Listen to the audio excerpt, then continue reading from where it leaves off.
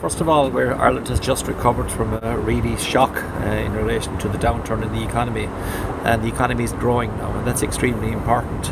Unemployment is falling, going down from a high of 15.1% to now 7.7%, and jobs are being created, and that's extremely important. And I suppose what's important for us in the Irish economy is that indigenous jobs are being created as well. You're living in a very competitive world now, a world that's digitalised, and there's a lot happening out there. And Ireland is a small country, open economy, exporting 80% of what we produce. So it's extremely important that we're competitive out there in today's world. So because of the fact that we have to export so much. And so that's why being competitive, standards and quality are extremely important. And they're even more important now given what's happened in the election result in England with Brexit.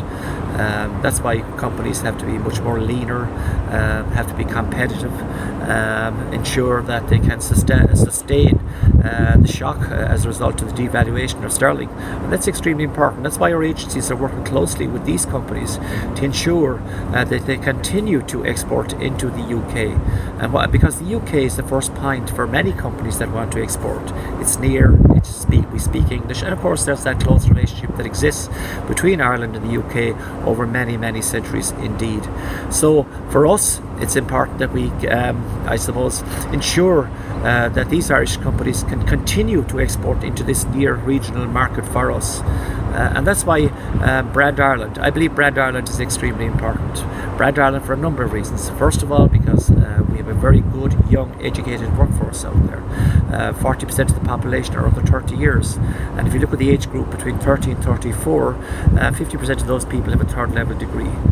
So we're encouraging entrepreneurship at the moment. Entrepreneurship is extremely important as the economy recovers. And that's where quality and standards come into place. That's where our education system comes into place as well. So to survive, I suppose, in this very challenging environment, we've got to have a good product.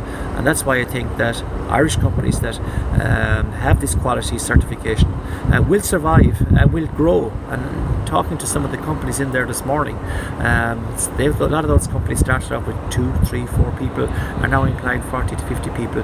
They're doing so because they have obviously wanted to ensure that they would survive and that they would produce a quality good that they can sustain their business in the international market, because a lot of companies nowadays have to export.